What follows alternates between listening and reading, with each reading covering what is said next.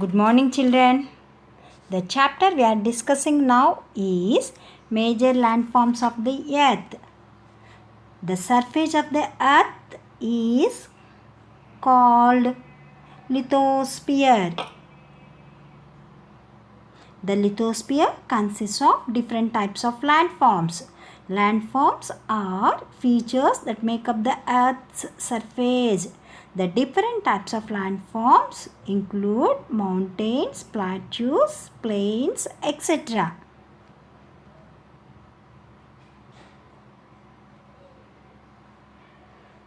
The landforms were created over millions of years by two different kinds of forces, internal forces and external forces. Now we are discussing about internal forces.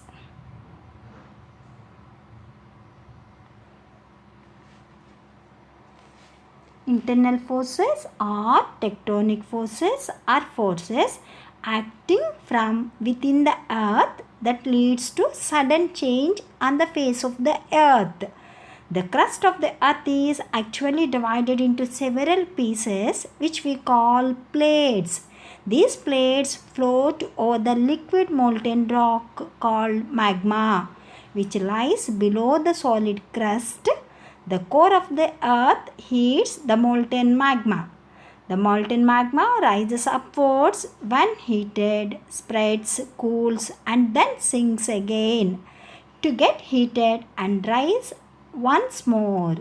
This constant rising and sinking of the magma keeps pushing the plates that rest on it.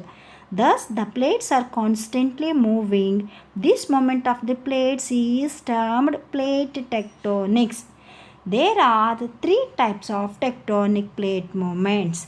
First one is divergent. Sometimes the plates move away from each other or diverge. That moment is called as divergent. Second one is convergent. Sometimes the plates move towards each other or converge.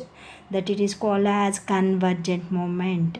Last one is transform. Sometimes the plates slide by each other in a transverse movement.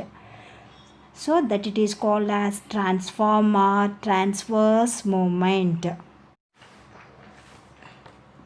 Next one is external forces. Forces that act on the surface of the earth are known as exogenic or external forces. External forces include rivers, waves, ice and wind. They change the landscape of the earth by eroding materials from one place and transporting and depositing them elsewhere. In the process, they give rise to new landforms such as river valleys, floodplains and beaches. Let us study this chapter to understand how external and internal forces give rise to the different kinds of landforms. First one is mountains. Mountains are natural elevations of the earth's surface that rise high above their surroundings.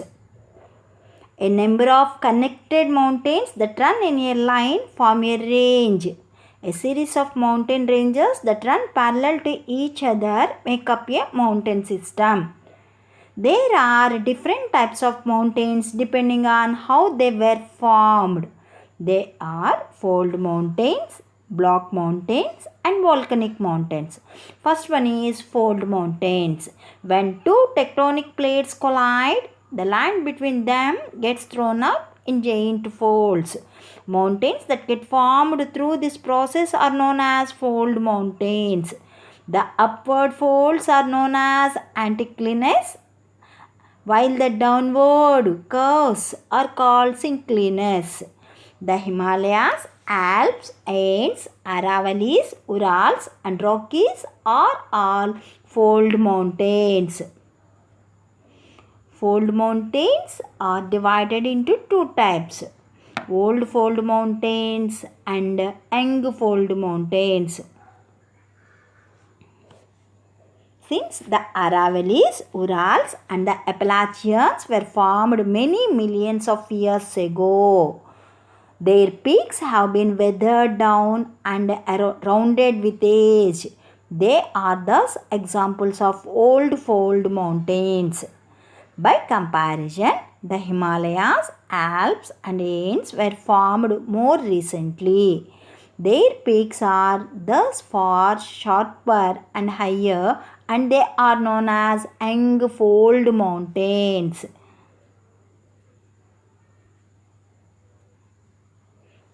Second one is black mountains.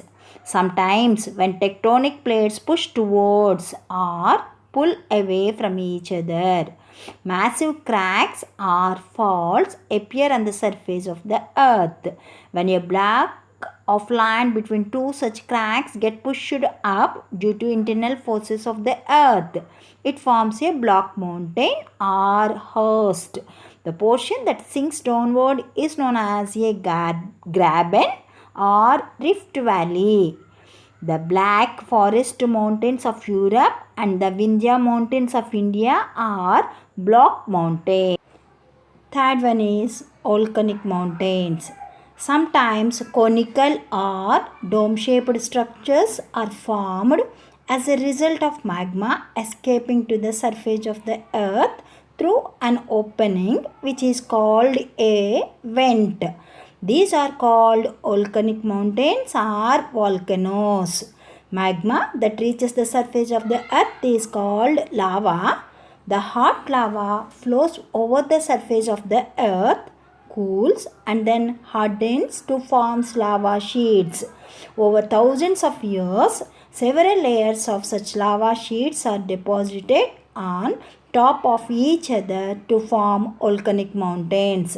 If the magma is thin and flows easily, gently sloping mountains are formed, such as Mauna Loa in Hawaii. However, if the lava is thick and the mountains formed are cone-shaped with steeply sloping sides. For example, Mount Vesuvius in Italy, Mount Kilimanjaro in Africa, and Mount Fuji in Japan. Next one is plateaus.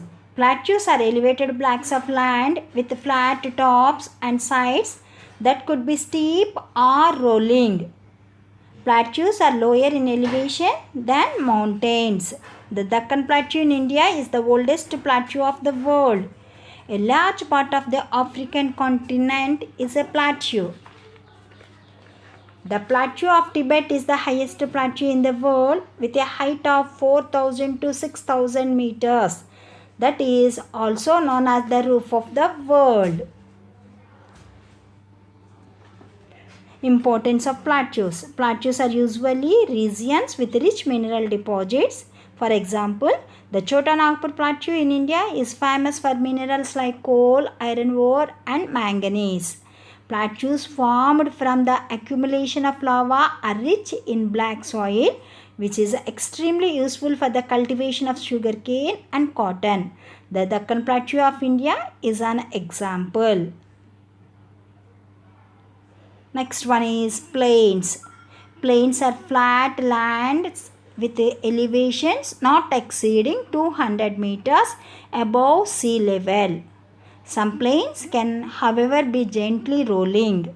Most plains are formed by the accumulation of deposits brought down by the rivers as they flow over mountains and plateaus.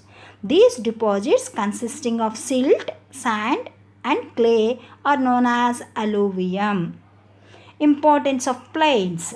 Most plains are very fertile and therefore ideal for agriculture and human settlements. Some of the earliest civilizations of the world developed on plains formed by rivers. Even today, plains are the most densely populated regions across the world. It is easy to construct networks of roadways and railways on plains because of their level surface.